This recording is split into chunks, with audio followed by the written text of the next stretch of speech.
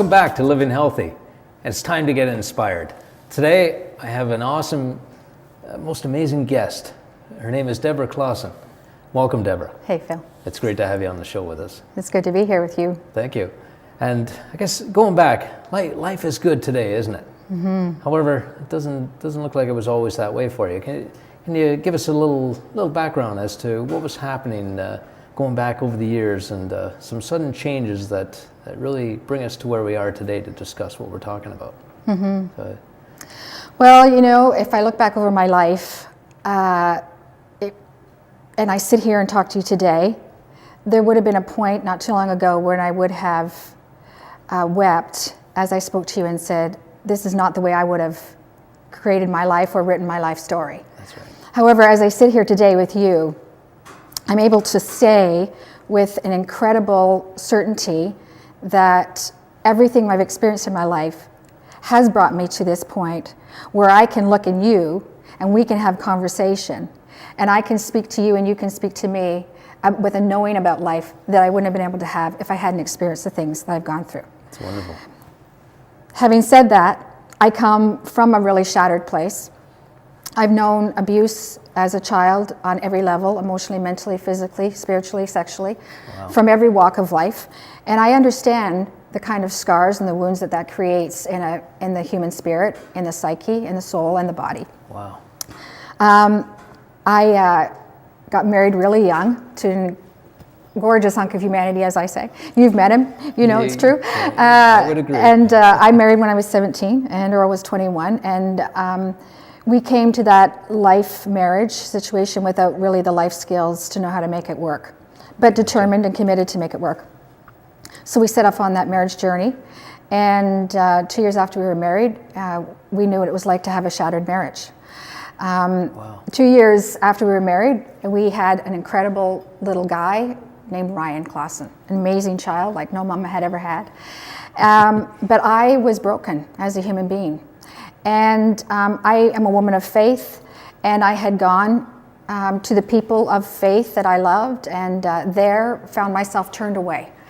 And so I really was at a place of I didn't know how to keep living. Right. So I had two options. Was I going to keep living, or was I going to commit suicide?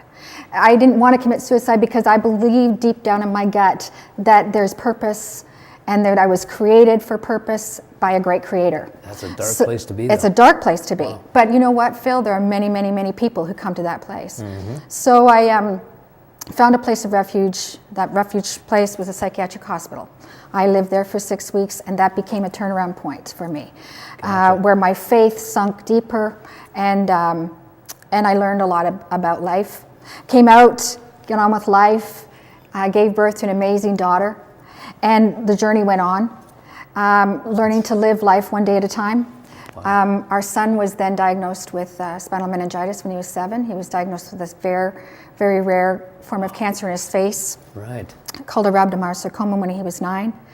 And life blew apart again. Right. We went the journey of that through the 18 months to 2 years of unbelievable, hellish experience, and finished that learning how to be a family again, because grief and trauma, suffering, shatters, and went on again trying to rebuild life with new hope. It'd be so easy to give up, eh? Many, many times. Wow. Many, many times. So we just kept making the steps to take life by a hold again. Yeah. And then we know what it's like to be destitute financially. My husband's job came to an end, and he went to school to start a new career. And just when he was on the cusp of starting that new career, he was struck down with a perforated appendix. And then 6 weeks after that, had his left kidney taken out with cancer. Wow. And life blew up again. Yeah, could anything else go wrong? Yeah, and that's where I was at. I just thought, I don't know if I can keep doing this. Yeah. I don't know if I can keep getting up again. I don't know if I can keep believing again that there's hope beyond this. Yeah. But you know what? I am a woman of resilience and a woman of faith, and I believe that there's purpose to life.